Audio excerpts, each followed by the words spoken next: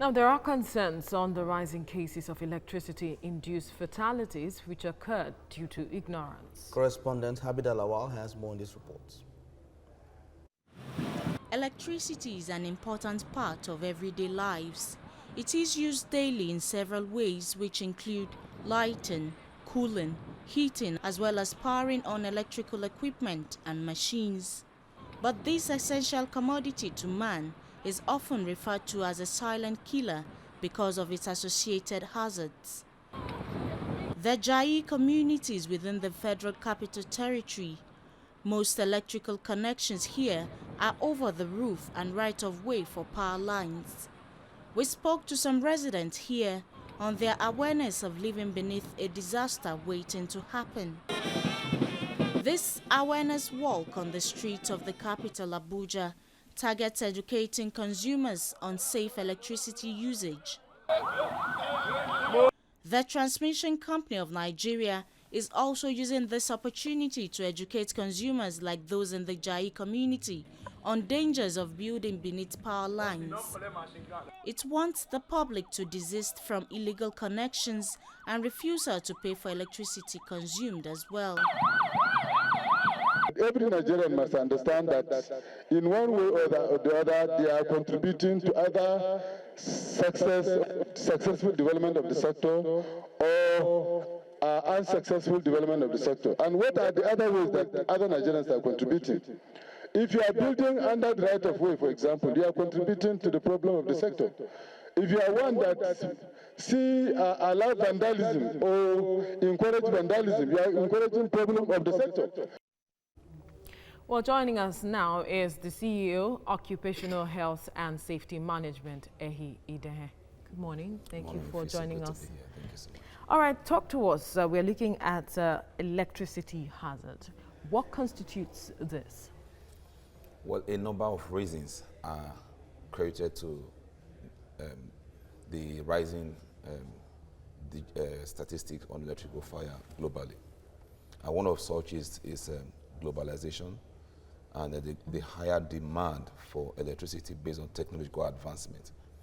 If you look at houses that were built 20, 30 years ago, they were never estimated to have such demand for electricity, number of wattage that they need as it is today. So demanding from a building what the wattage that it was required from onset could actually lead to electrical fire. Really? Yes. So that's why research says any house that was built and wired about 20 years ago, you should actually be reviewing that rewiring of that house, because what you have today, like the flat screen, the theater you have at home, they were not there at that time that house was wired. So they were not designed to actually They'll be breaking down the house. No, not breaking down, just rewire the house. Review your wiring system. And when this is not done and you get these wires get overloaded, it could lead to electrical fire disaster.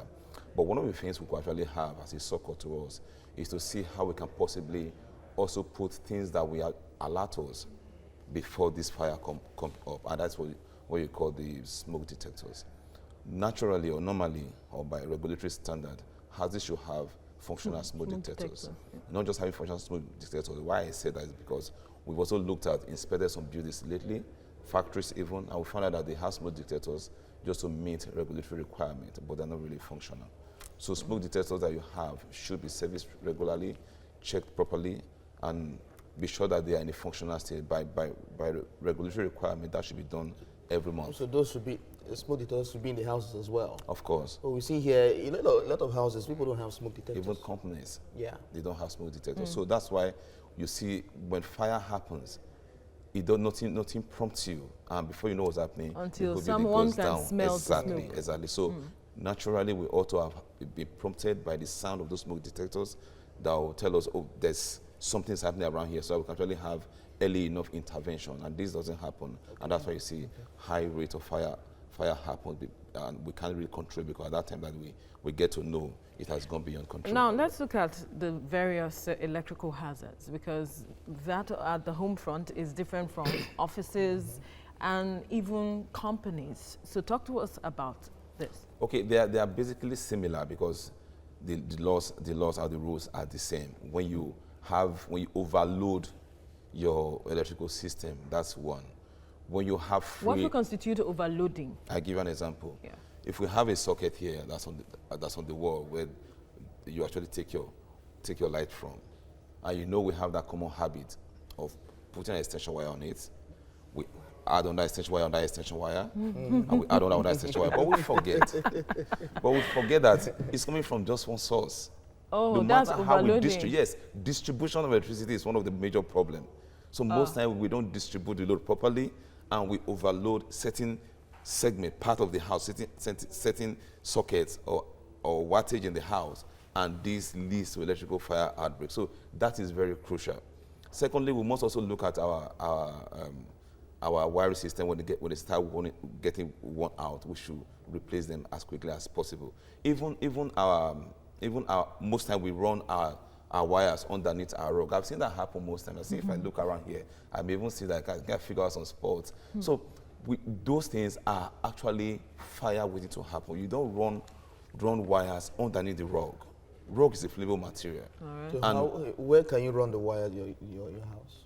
You trunk it through the walls. You don't run it underneath the rug. And some people also do some what they call this plastic. those plastic That's the covers. trunking. That's good enough than underneath the rug.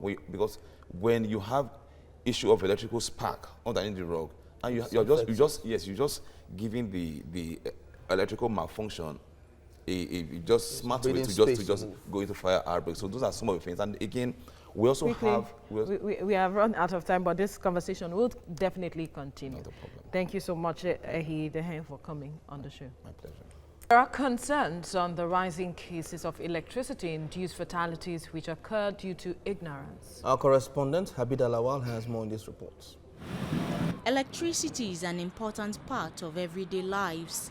It is used daily in several ways, which include lighting, cooling, heating, as well as powering on electrical equipment and machines. But this essential commodity to man is often referred to as a silent killer because of its associated hazards. The Jai communities within the Federal Capital Territory.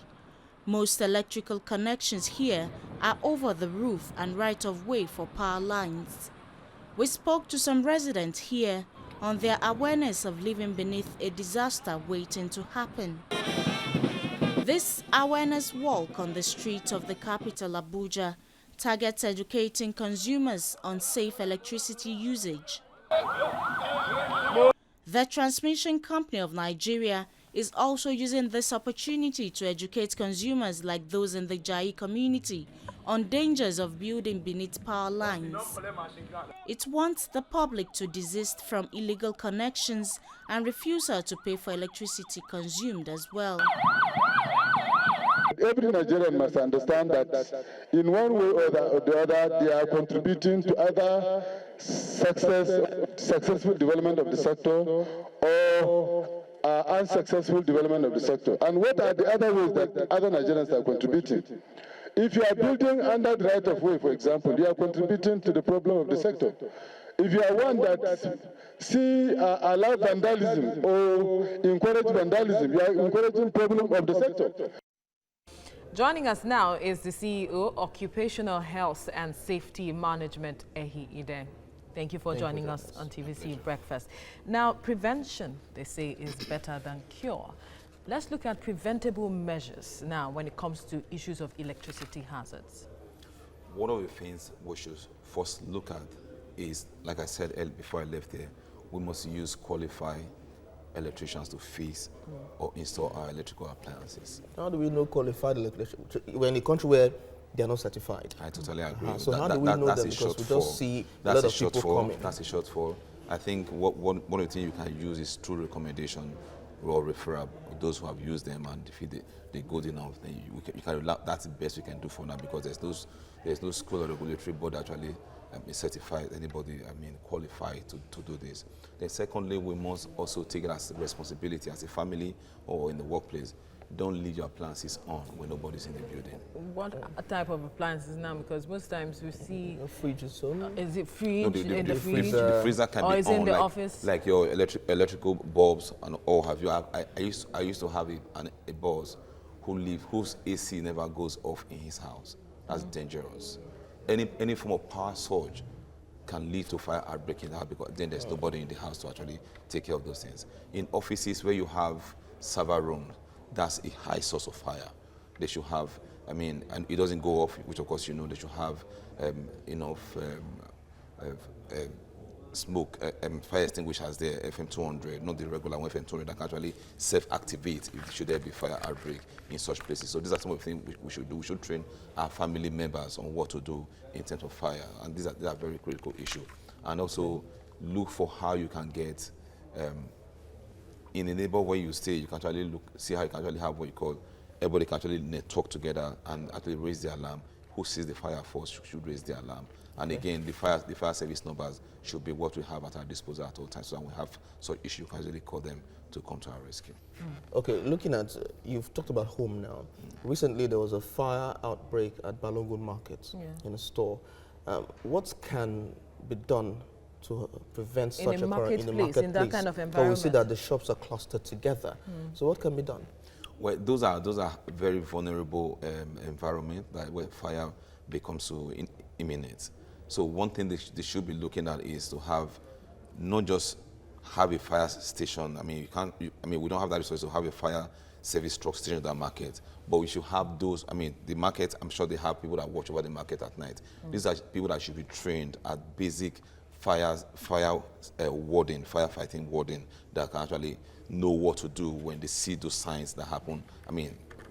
Those things happen at night when nobody is there and they know what to do in the first place. And again, also empower them to be able to actually call the fire service number, because then in the shops even, you can't leave your sockets on, your power on, and there's a sack of Ghana must go bag that's close to such spot, because that is plastic actually, and that's highly flammable, and you put into a source of fire. So what you just do, just giving it what the fuel it needs to actually burn. So we should try to separate our materials from where we know likely fire sources, and these are some of the preventive measures we can take in such markets.